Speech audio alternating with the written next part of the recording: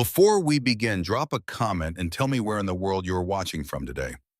I love reading every single one.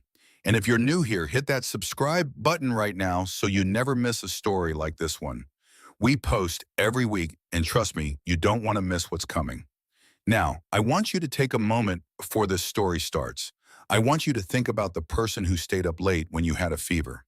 The person who packed your lunches, ironed your school shirts, showed up to every single play and recital even when they were exhausted. The person who never once handed you a bill for any of it.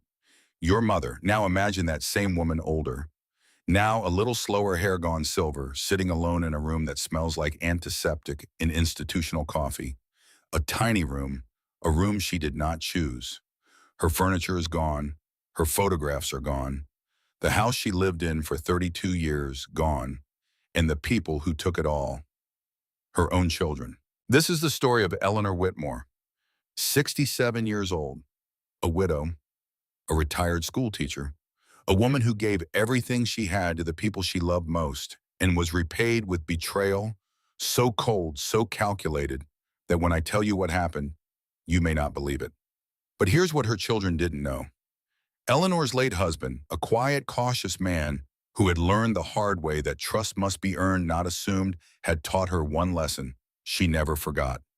Never give away everything, Eleanor, not even to family. She hadn't. And that one decision, it changed everything.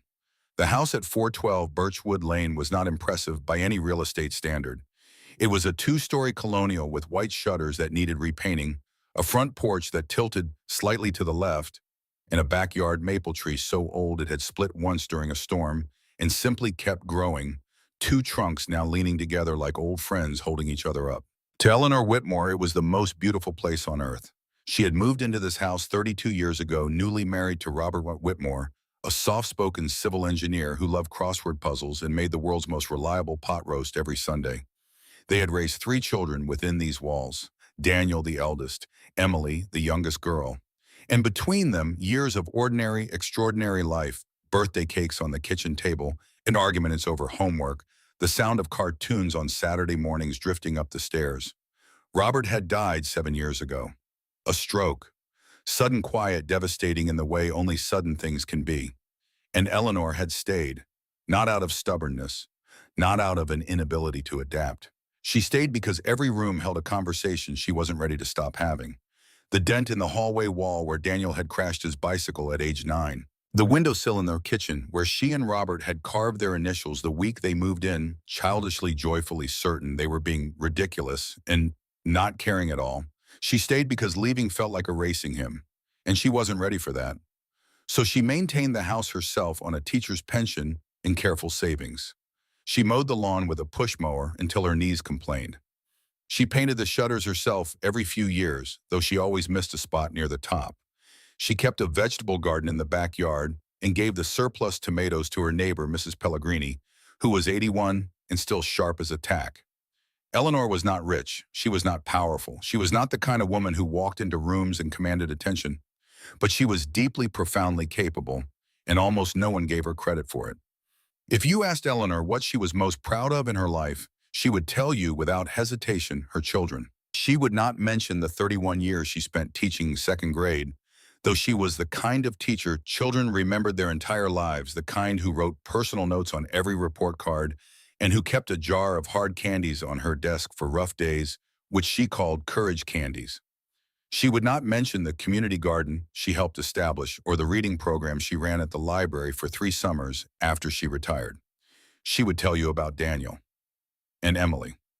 Daniel, her firstborn, had always been the bold one, confident in a way that Robert sometimes worried was recklessness, and Eleanor always interpreted as ambition. He had gone into business entrepreneurship. He called it, though, the ventures cycled through with a regularity that should have been a warning sign. A tech startup in his late 20s that burned through investor money and folded. A restaurant concept in his mid-30s that lasted 14 months. A consulting firm that was never quite explained to Eleanor's satisfaction. Through all of it, Eleanor had helped. Quietly, without being asked and without keeping score. When Daniel's startup was struggling, she had taken the gold bracelet Robert had given her on their 20th anniversary, a simple thing, Nothing extravagant but hers, and beloved, and sold it. $1,200. She had mailed him a check with a note that said only, "For when you need it most. Love, Mom." When Daniel and Lisa had their first child and the hospital bill was more than they expected, Eleanor had sent $2,000 from her savings. She had eaten soup for dinner for 3 months afterward to rebuild that cushion, but she never mentioned it. When Emily was going through her divorce, messy, expensive, emotionally grueling, Eleanor had driven 4 hours each way twice a month for almost a year. To babysit, to cook, to sit beside her daughter on the couch while she cried and not say a single useless thing about how it would all be okay, because Eleanor understood that sometimes people don't need reassurance. They need presence. She had spent 12 years of weekends watching Daniel and Lisa's children so the couple could have couple time. She had never charged a dollar. She had never complained. She had occasionally driven home in the dark at 9 or 10 at night, exhausted down to her bones, and simply been grateful she was still useful to the people she loved. That was Eleanor, a woman who gave so completely that she had nearly forgotten the concept of receiving. Robert Whitmore had been in his quiet way a very wise man. He had grown up poor in a way that shapes people permanently, not the romantic kind of poor that gets sentimentalized in memoirs, but the grinding, humiliating kind, where there is never quite enough of anything, and the adults around you are always one emergency away from losing whatever they've managed to hold on to. He had watched his own father sign away the family home in desperation to a brother who had offered to help, and then disappear with the deed. That lesson had lodged itself somewhere deep in Robert's chest and never left. Which is why, in the year before he died, in that strange twilight period where he was still strong enough to be functional, but beginning to sense with the quiet instinct of a man who paid attention, that his body was sending signals he should not ignore, Robert had sat down with Eleanor at the kitchen table one rainy October evening and had a conversation she didn't fully understand at the time. He had spread papers across the table. The deed to the house, a document from a law firm she didn't recognize, a trust agreement dense with language she couldn't parse. "I need you to listen carefully," Robert had said, not urgently, just clearly, the way he said everything important. He explained he had restructured their assets. The house itself, the building, the structure, could, if necessary, be transferred. He had made provisions for estate purposes, for tax purposes, for flexibility. But the land beneath the house, the lot at 412 Birchwood Lane, that had been placed in a trust, a protective trust, with Eleanor as the sole beneficiary. "Why are you telling me this now?" she had asked. "Because I need you to remember it," he said simply, "and because the trust has a clause." He told her what the clause said. She had nodded, thinking it was theoretical, thinking it was the kind of legal precaution that sat in a file cabinet for decades and was eventually sorted through by grandchildren who would toss it without reading it. Robert had looked at her with those steady gray eyes of his and said the words she would carry for the next 7 years, like a stone in her pocket. "Never give away everything, Eleanor, not even to family." She had kissed his cheek and gone to make tea and thought as she waited for the kettle that Robert worried too much. She was wrong. He was exactly right. It started as so many betrayals do, with someone offering to help. It was a Sunday in March, 2 years after Eleanor's most recent fall. She had slipped on the back porch steps in icy weather, bruised her hip, been absolutely fine within 2 weeks, but had apparently given Daniel the narrative ammunition he needed. He had arrived with Lisa, which Eleanor always noticed, because Lisa rarely came alone on visits. She seemed to appear primarily for decisions that required a united front. They had lunch. Eleanor had made her chicken soup because Daniel still asked for it no matter how old he got. Lisa had picked at her bowl and talked about her real estate friend's recent sale very casually, very peripherally, establishing a context that Eleanor wouldn't identify until much later. After lunch, while Emily was helping clear the table, Daniel had settled into Robert's old armchair. The leather one, the one Eleanor still thought of as Robert's chair, the one she occasionally caught herself avoiding, because sitting in it felt like trespassing on a conversation, and said in his most reasonable voice, "Mom, I've been thinking about the house." Eleanor had paused with a dish towel in her hands. "What about it?"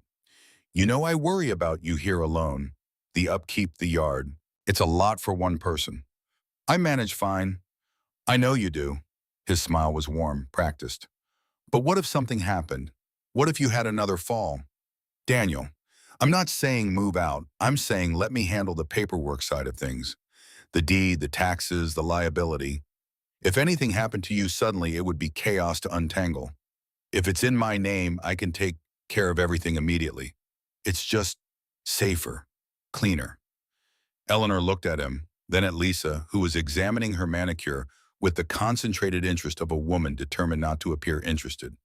Your father handled all of that. I know, and now I want to. Let me do this for you, Mom.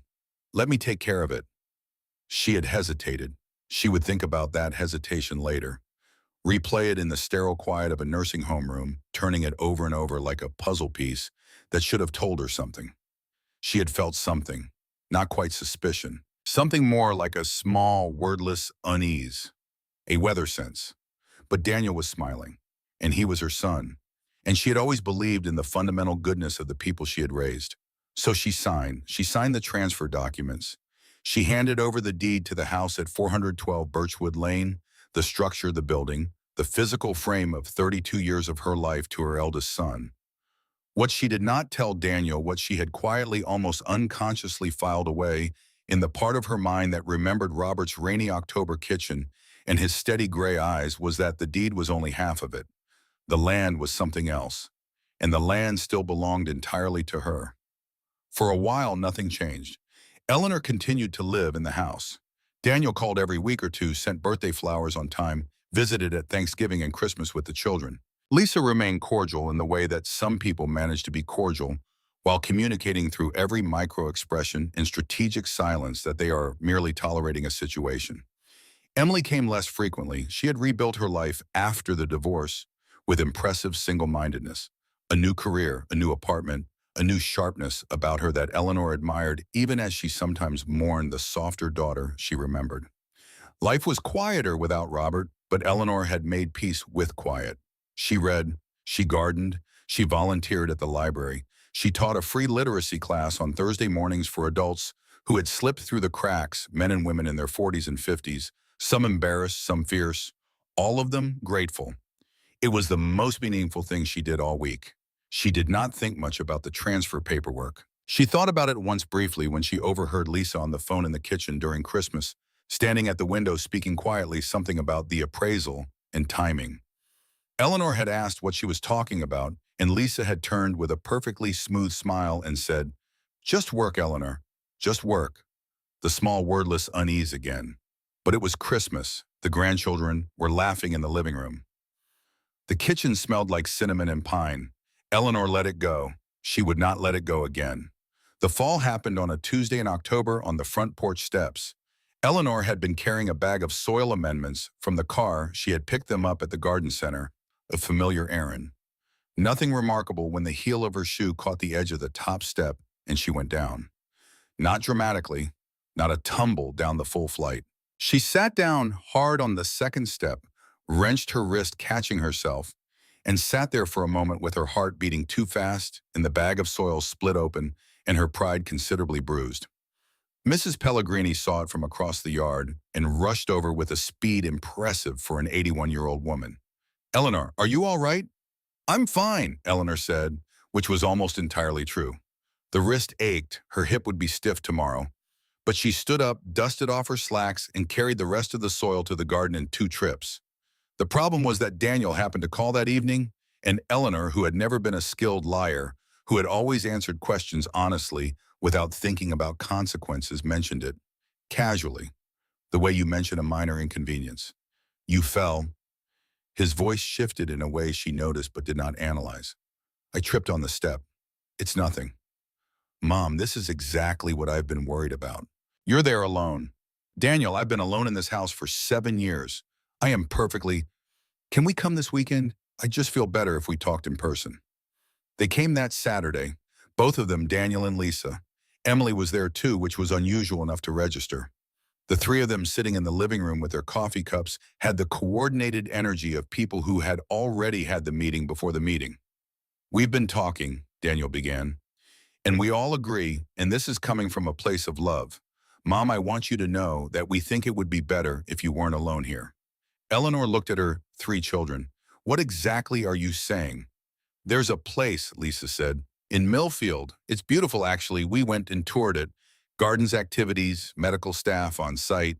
It's not what you're imagining. It's independent living, basically. You'd have your own space. You toured it. We wanted to make sure it was somewhere good, somewhere you'd be comfortable. You toured it, Eleanor repeated, before you spoke to me. A beat of silence. We thought it would be easier to show you something concrete rather than just bring it up in the abstract, Emily said. Her voice was careful, practiced. It's practical, Mom.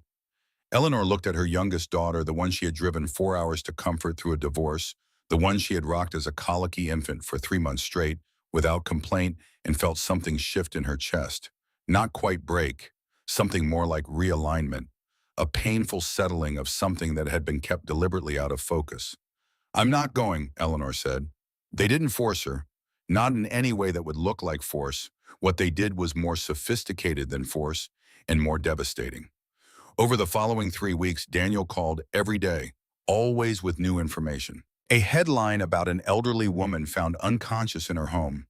A story about a neighbor's mother who had been lucky they caught it in time. The Millfield facility's brochure mailed to her address appearing in her mailbox like a quiet suggestion that had somehow already learned where she lived. Lisa texted, cheerfully, relentlessly, photos of the facility's garden. Doesn't this look lovely? Photos of the activity calendar. They do watercolor on Wednesdays, you'd love that. Each message a single cheerful brick in a wall being built around Eleanor's life. Emily called twice, both times with a tired, resigned quality that communicated without saying a word that the decision had already been made, and Eleanor was simply creating unnecessary difficulty by not accepting it. I'm not infirm, Eleanor said the second time. I am a healthy 67-year-old woman with a bruise of the wrist. Mom. Emily's sigh was the most wounding thing she had said, as if Eleanor's insistence on her own competence was itself the evidence of impairment. What finally broke Eleanor's resistance was not argument. It was loneliness weaponized. Daniel stopped visiting. Lisa's cheerful texts ceased. Emily, who had never visited frequently, became entirely absent. The silence around Eleanor expanded until it had texture, until it had to wait until the house that had always been a comfort became a place where she sat in the evenings and felt the particular horror of being simply forgotten. She was being shown what the alternative looked like. A month after the fall, Eleanor packed 2 suitcases, 2 because she was told she could bring what she needed, and there was more room than she thought, and got into Daniel's car. She looked back at the house as they drove away, the maple tree, its twin trunks leaning together. She told herself it was temporary. The Millfield senior living community was objectively not terrible. The gardens were real. The staff was kind. There was a common room with large windows and a television that someone always had turned to cable news at a volume intended for significantly more impaired hearing than Eleanor possessed. Her room was clean, small, and smelled like an industrial cleaner that had been designed to approximate lavender and had not entirely succeeded. She had a window that looked out onto a parking lot. She had a narrow bed, a dresser, and a table where she placed the framed photograph of Robert that she had packed in her carry-on specifically so it would not get lost. She unpacked methodically.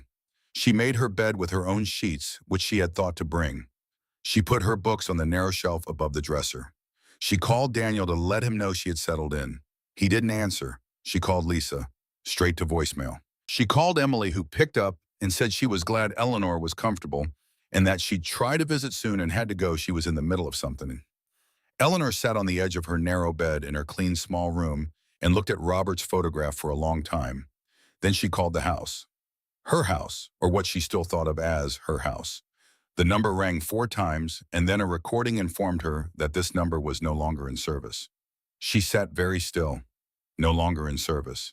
It was Mrs. Pellegrini who told her in the end. Eleanor had called her neighbor from the facility, one of the first calls she made when her mind cleared enough to think practically, and Mrs. Pellegrini had answered immediately, her voice carrying that specific combination of relief and agitation that Eleanor recognized as the sound of someone who had been waiting to say something for a long time. Eleanor, I'm so glad you called. I didn't know how to reach you. What's happened? A pause. The careful pause of someone choosing words. There's been a truck here. A moving truck. 2 days after you left. Eleanor's hand tightened on the phone. They took everything out of the house. Mrs. Pellegrini said, her voice dropping as if lowering it could cushion the impact. Furniture, boxes, everything. And then yesterday there was a sign in the yard. A sign. A for sale sign, Eleanor. A breath, I'm so sorry. Eleanor did not cry. She had expected somewhere in the part of herself she had refused to listen to some version of this. Not this specific version, not this swift, this thorough, this complete, but something, some betrayal in some form. What she had not expected was how physical it would feel, as if something had reached through the phone line and pulled the floor out from under her. The furniture her mother had left her, the crib where all three children had slept, the kitchen table where Robert had spread his papers on a rainy October night. Gone. She held the phone in her lap and looked out at the parking lot and said softly to no one in particular, "My home. Where is my home?" She called Daniel. He answered this time. His voice was measured, pre-prepared. "Mom, I was going to call you today, actually. You sold the house." A pause. "The property market is very strong right now." "Daniel, you sold the house." It made financial sense. The upkeep cost the taxes. "Mom, you're settled in Millfield. You're safe. You don't need a house." It was my home. It was a liability. His voice had tightened now, the warmth stripped away to reveal something beneath it that Eleanor had perhaps always been unwilling to see clearly. "I have debts, Mom. Real serious debts. The house solves a problem." "Your debts are not my problem. Everything you have was built on my back, too." "Stop." Her voice was quiet and very clear. "I want you to think very carefully about what you are saying to me." He did not answer. "You are telling me," Eleanor said, "that you sold my home, without asking me, without telling me, while I was in a facility that you moved me into, and you believe this was acceptable." "I believe it was necessary." Lisa's voice distant in the background. "Just tell her you'll visit." "I'll come see you soon, Mom," Daniel said, "when things settle down." He hung up. Eleanor sat in the parking lot room in the lavender-scented building and felt something happening inside her. Not collapse, something different. Something that felt, if she had to name it, almost like clarity. He thought that was the end of it. He had no idea. George Howard had been Robert Whitmore's closest friend for 40 years. They had met in graduate school, two serious young men with briefcases and ambitions, and had maintained their friendship through marriages, children, career changes, and the attrition that takes so many friendships as years accumulate. Robert had trusted George Howard with very few things because Robert trusted sparingly, but he had trusted him with the ones that mattered. Howard had retired from law practice 6 years ago, which in practice meant he played golf badly, read voraciously, and remained sharper than most active attorneys half his age. He had attended Robert's funeral. He had sent Eleanor Christmas cards every year since signed in his careful old-fashioned cursive. When he heard from a mutual acquaintance that Eleanor had been moved to Millfield, he drove there on a Wednesday morning with a box of decent tea, the kind she preferred, which he had remembered from a visit years ago, and knocked on her door. She opened it and looked at him, and her eyes filled immediately, which surprised her. She was not, she had thought, someone who cried easily anymore. "May I come in?" he said. "Yes," she said. "Please." He sat in the chair by the window. She sat across from him. He poured tea from the thermos he'd brought because he had not trusted the facility's tea and listened. For a very long time he listened without interrupting, without offering the lawyer's instinct to reframe or redirect. He simply let Eleanor speak. She told him everything. Daniel's offer to handle the paperwork, the signing, the move to Millfield, the moving truck, the for sale sign, the phone call. Howard listened with his hands folded and his expression controlled. When she was finished, he was quiet for a moment. "Did you ever look at the documents?" he said at last. "After Robert had everything restructured, I he explained it to me. I didn't really study them." "But you kept them." "I kept them." Eleanor looked at him. "He kept everything organized," she said slowly. "In the gray filing cabinet in the study." She stopped. "The study, the filing cabinet, the moving truck. It might be gone," she said. "It might be," Howard agreed. "But the trust was filed with the county. That filing doesn't disappear because someone clears out a house." He set his tea down. Eleanor, I need you to tell me, do you remember the name of the trust Robert established? She closed her eyes. The rainy October evening, the papers spread on the kitchen table, Robert's voice careful and clear. The Whitmore Family Protection Trust, he had said, with you as the sole beneficiary. She opened her eyes and said the name. Howard nodded, slowly. Something behind his eyes had changed the measured calm of a lawyer who has just recognized the shape of a legal situation. All right, he said. What does that mean? It means I need to make some calls, he said. And it means your husband was a much smarter man than anyone gave him credit for. It took Howard 4 days. 4 days of phone calls to the county recorder's office, to the firm that had drafted the trust, to a colleague who specialized in property and elder law. Eleanor spent those 4 days in a state of deliberate, focused waiting that she had not known she was capable of. She ate. She slept with the disciplined intention of someone conserving resources. She walked the facility's garden every morning for exactly 30 minutes. She did not call Daniel. She did not call Emily. She did not tell anyone what was happening. Howard came back on a Saturday with a folder and the expression of a man who has found exactly what he was looking for. He laid the documents on the table between them. The Whitmore Family Protection Trust, he said, is entirely intact. It was never part of the transfer Daniel had you sign. Structurally, he couldn't have included it. It's a separate legal entity. Either he didn't know about it or he thought it was irrelevant. What does it mean in practical terms? In practical terms, the house has been sold, yes. Daniel transferred the deed, the building, to himself and subsequently sold it to buyers. That transaction exists, but the land, the lot itself, the parcel of ground that the house sits on, was never his to sell. Howard paused. He sold a house he partially owned to buyers who cannot fully own it because the ground beneath it belongs to you. Eleanor was very still. The sale, she said, is legally compromised at minimum, voidable by a court quite possibly. The buyers have a serious title problem. He folded his hands. But that's the beginning. The trust also contains a protective clause. Your husband was very specific about this. He turned to a page near the back of the document. Eleanor read it. In the event that the primary beneficiary is subject to financial exploitation, elder abuse, fraudulent manipulation, or intentional abandonment by any party, including immediate family, the trust shall activate its full protective provisions, and any assets transferred under duress or deception shall be subject to clawback and restoration. She read it twice. Then she looked up at Howard. He thought of everything, she said. He loved you very much, Howard said simply. There was a long, clean silence. Eleanor straightened in her chair. What do we need, she said, and where do we start? Eleanor Whitmore had spent 31 years teaching second graders. If you have spent any significant time with 7-year-olds, you understand that the primary professional skill required is not academic instruction. It is the ability to observe, document, and respond to complex social dynamics with precision, fairness, and absolutely no flinching. Eleanor was very good at gathering evidence. She began methodically. The phone call with Daniel, the one where he had said, I have debts. Mom, real serious debts. The house solves a problem. She had not recorded. She regretted this briefly and then moved forward. What was done. But Daniel had not been careful after that because he assumed Eleanor was finished. He had texted her twice since the call. Short, dutiful texts, the kind sent by someone who wants a record of having been in contact without expending actual effort. Hope you're settling in, Mom. And kids send their love. Eleanor kept those texts. She requested from Millfield's administration the documentation surrounding her admission. When she reviewed it, she found 2 things worth noting.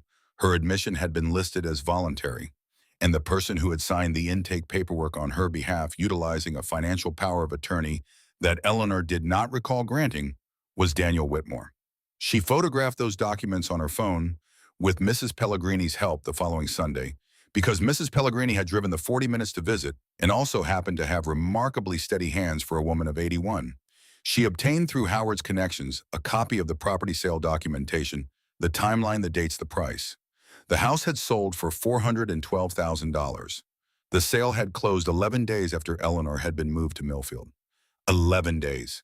He had been planning this before she fell on the porch steps, before possibly he had even suggested the transfer. She called Daniel from a phone Howard had obtained, not her usual number, And she talked to him about nothing for 14 minutes, about how she was adjusting to Millfield, about the grandchildren, about whether he'd been managing all right. She asked him very gently how the financial situation was going. She said she hoped everything had worked out.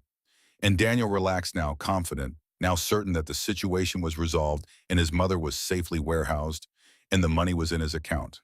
Daniel talked. The sale went through, we cleared the debts. Lisa's already looking at the new place. It worked out, Mom. It all worked out. I'm so glad, sweetheart, she said. She stopped the recording. She sent the audio file to Howard within 3 minutes. Howard called her back 20 minutes later. Eleanor, he said, that is sufficient. She already knew. There is a particular moment in the life of a person who has been wronged, who has absorbed the wrong quietly, who has not yet acted, who is standing in the space between victimhood and response when something changes. It is not dramatic usually. It doesn't announce itself with music or epiphany. It's more like a threshold. A door that was open is now closed, and you are on the other side of it, and what was behind you is simply behind you now. Eleanor had that moment alone in her room at 2 in the morning on a Tuesday. She was not crying. She had not cried, she realized, for several days. The tears had been replaced by something denser, quieter, and considerably more purposeful. She thought about her children. She thought about Daniel, the ambitious, reckless boy she had loved and worried over and supported until the support had become an infrastructure he had learned to take for granted. She thought about Lisa, who had never once in 15 years of marriage to her son looked at Eleanor as a person rather than a resource or an obstacle. She thought about Emily, who had taken everything Eleanor offered and then stood in a coordinated line and told her mother that an institutional room was the appropriate container for her life. She thought about Robert's grave in the cemetery 3 miles from the house on Birchwood Lane, and about the fact that she had not been able to visit it since they moved her here because no one had offered to take her and she had not asked, and somehow that had been allowed to happen. She sat up in the narrow bed. I gave them life, she said aloud to the dark room and Robert's photograph on the shelf. Her voice was steady. Now I take mine back. Howard filed the initial legal action on a Thursday morning. It was elegant in its construction, as Robert would have appreciated. The motion challenged the property sale on the grounds of incomplete title to lot ownership issue, which was clear, documented, and essentially undeniable. This immediately forced the buyer's attention to the problem because they had purchased a house they could not fully own, which meant their title insurance company was suddenly and unhappily involved. It also froze any remaining proceeds Daniel might have been planning to access. Simultaneously, Howard filed a separate action regarding the trust protective clause, specifically the elder financial exploitation provisions, citing the manipulated transfer of the house deed, the fraudulent power of attorney on the Millfield intake documents, the coordinated pressure campaign that had preceded Eleanor's voluntary move, and the recorded phone call. Daniel received the legal papers on a Friday afternoon. Howard had arranged it for a Friday specifically so that Daniel would spend the weekend unable to reach the professionals he would immediately want to call. By Monday morning, when the phone lines to attorneys' offices opened, Daniel had spent 60 hours in a state of escalating panic that had not been good for his blood pressure or his marriage.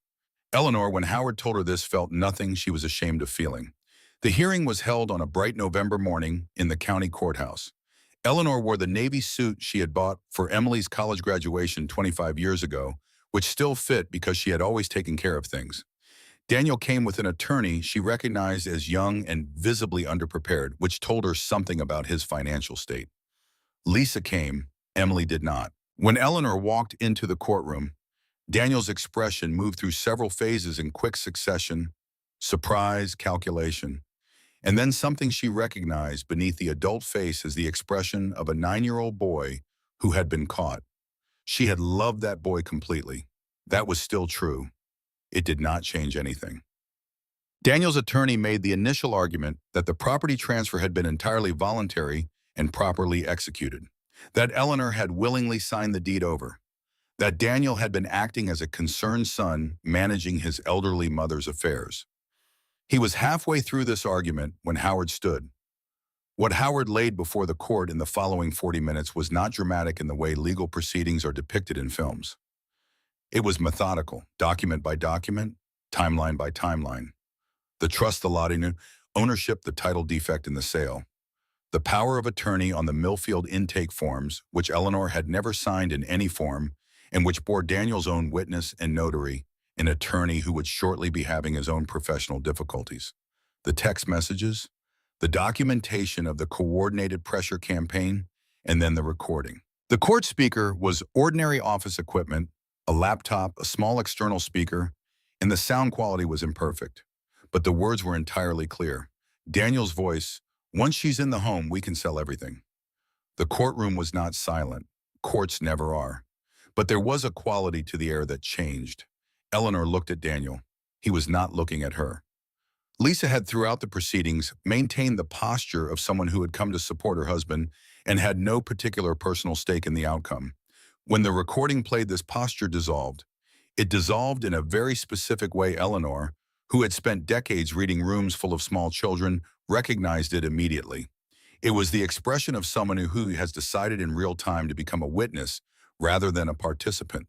The slight but perceptible shift away, the sudden careful attention to her own hands.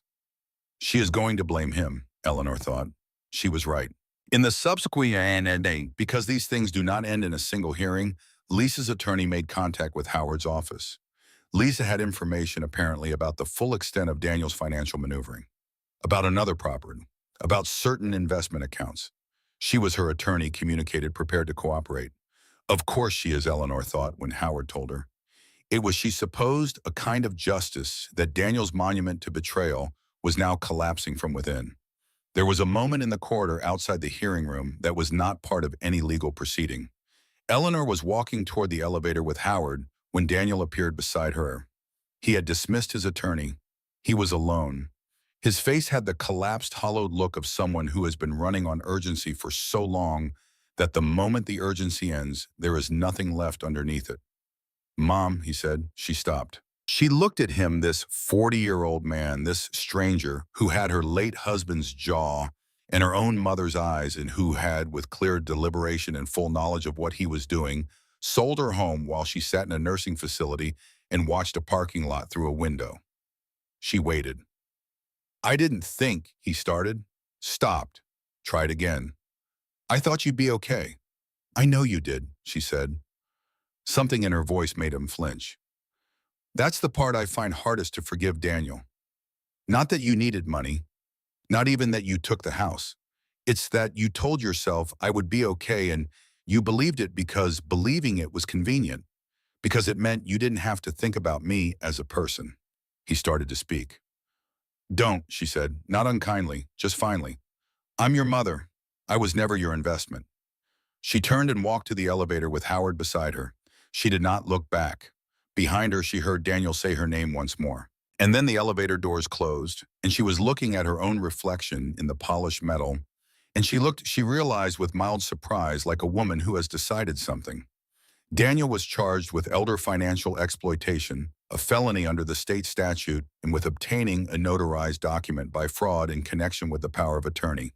His attorney negotiated a plea arrangement that avoided prison, but included significant financial penalties, mandatory restitution, and a 5-year probationary period. The restitution amount included a portion of the house sale proceeds. His consulting business, which had been surviving primarily on the cash infusion from the sale, collapsed within the year. The clients he had were not numerous and were not loyal. Lisa filed for divorce within 4 months of the hearing. She cooperated fully with the prosecution's inquiry and received no formal charges. She moved to another state and, as far as Eleanor knew, built something resembling a new life for herself. Eleanor bore her no particular malice. Lisa had been what she was from the beginning. Eleanor had simply been unwilling to see it. Emily was the complicated one. She had not participated directly in what Daniel had done. She had not known the full extent, she said in the single conversation she and Eleanor had a long, difficult phone call 3 months after the hearing. She had not known about the power of attorney. She had not known the sale had been planned from the beginning. What she had done was stand in that living room with her coffee cup and tell her mother that an institutional room was practical when what she meant was convenient for the rest of us. She had been a bystander at best, an enabler at minimum. "I know you weren't the architect of it," Eleanor told her, "but I needed you and you chose the easier side." Emily had cried. Eleanor had waited until she was finished. I'm not going to pretend this didn't happen, Eleanor said. I'm also not going to pretend that you are someone you are not. When you are ready to be honest with yourself about what you chose, I'll be here. But I'm not going to wait. She had meant it. The property situation resolved itself over approximately 8 months of legal proceeding. The sale to the original buyers was ultimately annulled. They received their money back from the title insurance arrangement and from the restitution order, and the full property, land, and structure both reverted to Eleanor's control. She did not move back in. This surprised several people, including Howard. You fought this hard for the house, he said carefully over tea. I fought for what it represented, she said. The right to have chosen to leave rather than being removed. The right to have been asked. She paused. It's not the same house anymore. He emptied it. Whatever was in those rooms that made it mine, the furniture, yes, but more than that, it can't just be put back. She sold it herself through an agent she chose at a price she set on a timeline she controlled. She gave a portion of the proceeds to the literacy program she had run for the library. She gave another portion to Mrs. Pellegrini, who had a leaking roof she had been managing around for 2 years. She kept the rest. She kept enough. Eleanor moved in January. Not Millfield, not Birchwood Lane. Something new. The Marigold Independent Living Community was not technically very different from Millfield in its physical dimensions. She still had a room, still had a window, still had a narrow bed she made with her own sheets each morning. The difference was one of choice entirely. She had toured 5 places. She had asked questions. She had selected. Her window here faced east, which meant she woke to actual sunlight. She had negotiated permission to bring her vegetable garden, a container, garden technically in a space beside the building that the facilities director had agreed to allocate after 20 minutes of conversation with Eleanor, at the end of which he had said somewhat dazedly, yes, of course, that seems perfectly reasonable. She had within 6 weeks of arrival organized a Thursday morning reading group in the common room. 14 residents came the first week, 19 the second. By spring, she had started talking to the local elementary school about a collaboration, a reading mentorship, retired teachers and teaching assistants working with children in the early grades who were struggling.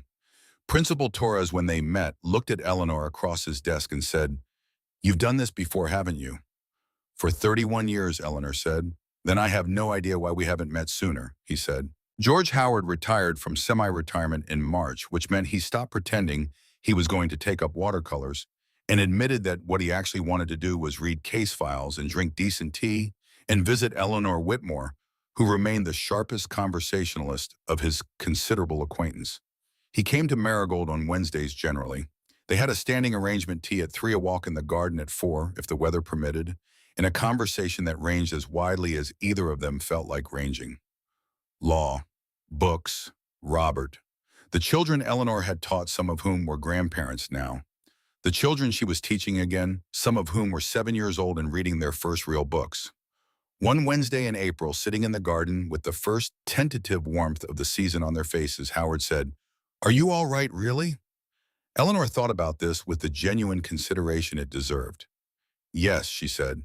"I mean about all of it, about Daniel, Emily, the house. I know what you mean." She was quiet for a moment. A robin was doing something purposeful in the hedge.